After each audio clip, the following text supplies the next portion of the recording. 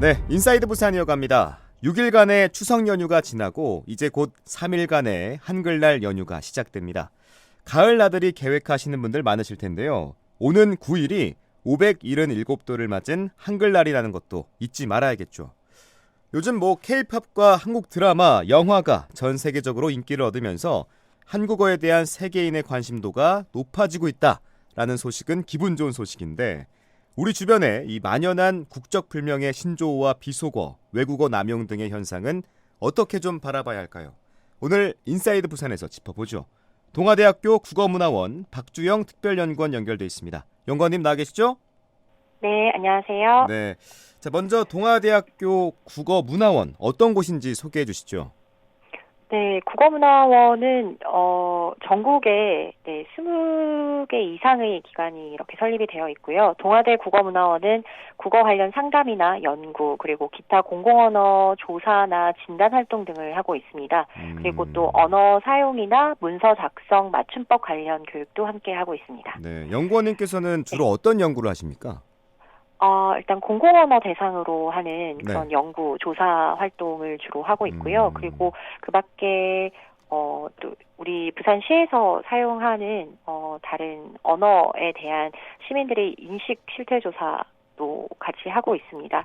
네. 그리고 오는 한글날에는 이제 저희가 준비했던 그런 한글날 기념하는 행사나 각종 공모전들도 진행을 하고 있습니다. 네. 제가 앞서 오프닝에서도 소개를 했는데, 이 K-팝과 한국 드라마, 영화가 이 세계적인 인기를 얻으면서 한글을 배우려는 외국인들도 늘어나고 있습니다. 연구원님도 외국인 학생들을 가르치는지 궁금하고, 또 한글을 배우는 외국인 학생들은 한글에 대해 어떻게 느끼는지도 좀 소개해 주시죠. 네. 한국어 교육을 받기 위한 또 외국인 학생들을 가르치기도 하고요. 네. 대학의 학부에서 입학해가지고 학과 전공이나 교양 수업을 듣는 학생들 중에도 또 외국인 유학생들이 종종 있습니다. 그렇죠. 그래서 일단 한국어 교육으로 이렇게 한국어를 배우는 학생들은 한글을 배울 때 처음 모음부터 배우고 그다음에 자음을 배우게 되는데, 초반에는 좀 굉장히 재미있어 하다가 나중에는 조금씩 어려워하는 그런 편입니다. 네. 네. 그 외국에 비해서 정작 우리의 한글 사랑은 어떤지 좀 돌아보게 되는데, 앞서 말씀드렸지만 신조어나 줄임말, 변형 언어 등이 굉장히 많이 사용되잖아요. 창의적인 것들도 있지만 최근에는 일본어 추임새인 모에모에 큉, 줄임말인 알짤 딱갈센, 만반잘부, 요즘은 또 개를 붙여서 이렇게 표현하는 것들이 많은데, 이런 현상에 대해서는 어떻게 보고 계십니까?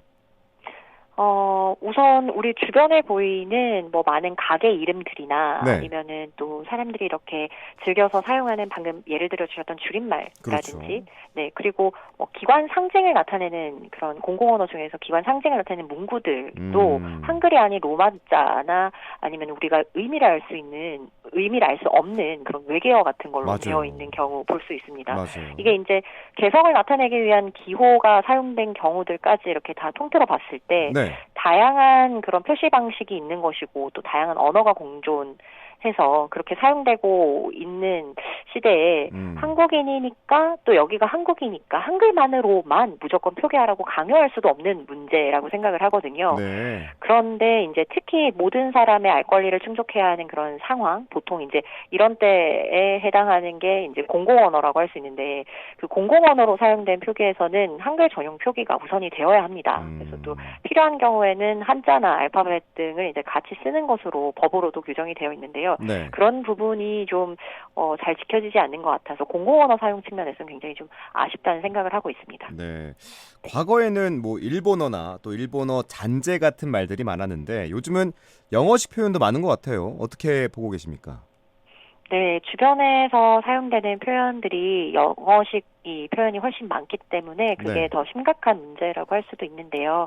일상생활에서도 그렇고 각 전문 분야는 물론이고 공공기관에서 사용하는 행정용어나 사업 명칭 등을 보면은 이제 영어로 된 표현들이 일본어투 표현이라고 하는 것보다는 훨씬 더 많기는 합니다. 근데 또 그렇다고 해서 일본어투 용어나 일본어투 표현들이 아예 사라졌다고 보기도 어렵거든요. 상대적으로 영어로 된 게 더 많다 보니까 그런 건데, 그 공공언어 부문에 있어서는 10년 전 그리고 또 5년 전 이런 식으로 간격을 두고 비교해 봤을 때 네. 조금씩 그래도 일본어2 어휘 같은 것들은 좀 개선이 되었다는 인상을 받기는 합니다.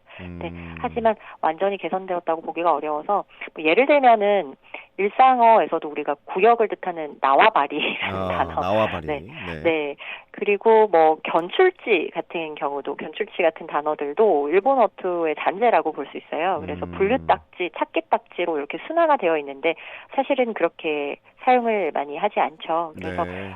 우리 인식 속에 좀 이렇게 익숙하게 깊게 자리한 그런 단어들은 쉽게 개선되지 않는 편입니다. 이렇게 짚어주시니까 더 귀에 잘 들어오는데 또 일상생활 중에서 쓰는 용어들 중에 좀 우리말로 바꿔서 쓰면 좋겠다라는 부분도 있으면 좀 짚어주시죠. 네. 이번에는 이렇게 일상에서 많이 접하시지 않으셨을 수도 있는데 보도자료라든지 아니면 각 기관에서 요새 또 많이 사용하는 그런 용어들이 영어로 된 것들 보면은 이제 친환경 시장을 그린오션이라고 표현하거나 아니면 가상농장을 메타팜이라고 하거나 페코노미라는 단어도 있는데요. 반려동물 관련 산업입니다. 그리고 제로 트러스트라는 단어도 기관에서 많이 사용을 하고 있는데 철통 인증으로 순화를 할 수가 있습니다. 그래서 이런 경우들이 많이 보이죠. 네. 또 한때 문해력 저하 논란도 있었습니다. 이 심심한 사과라는 표현을 뭐 사과를 정중하게 해야지 심심하게 하나요라는 댓글도 달리기도 했고요.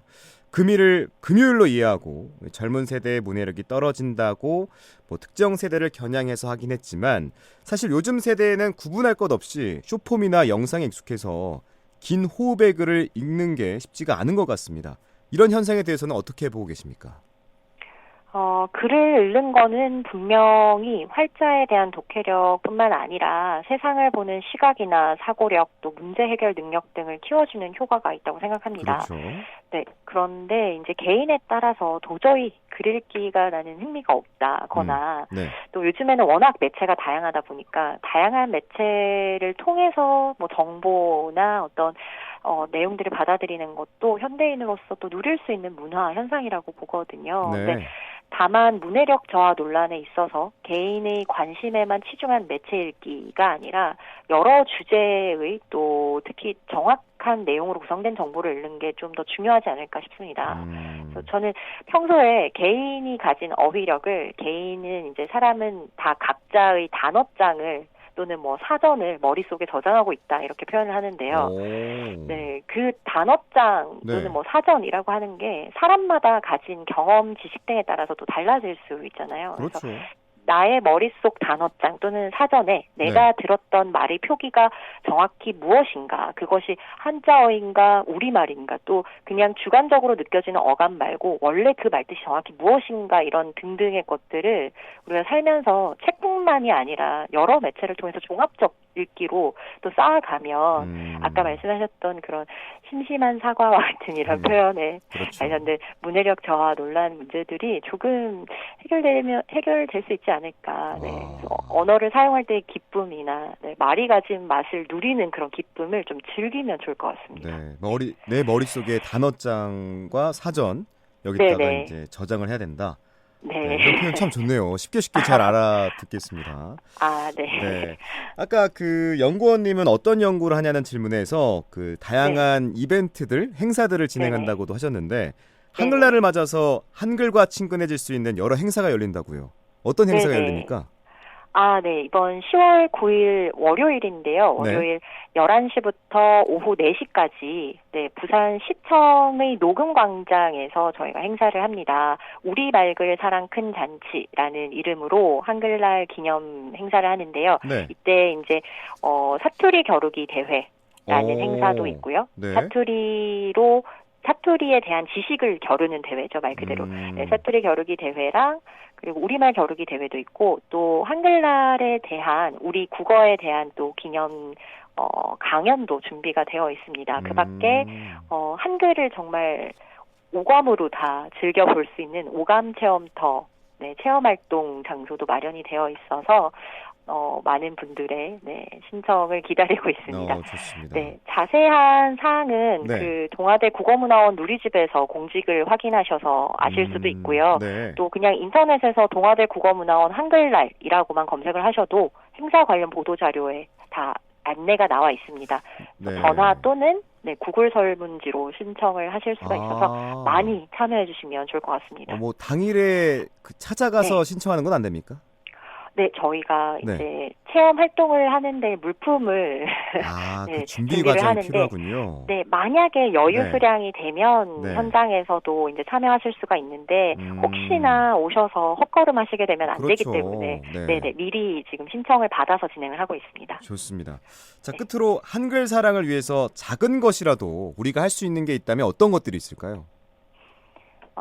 사전에 사랑하다의 뜻을 찾아보면 어떤 사람이나 존재를 몹시 아끼고 귀중히 여기다. 그리고 또 어떤 사물이나 대상을 아끼고 소중히 여기거나 즐기다 등의 뜻이 실려 있습니다. 네, 그래서 한글을 몹시 아끼고 귀중히 여기는 그런 마음을 가지고 한글이 만들어준 우리 언어 문화를 마음껏 즐기면 되지 않을까 싶습니다.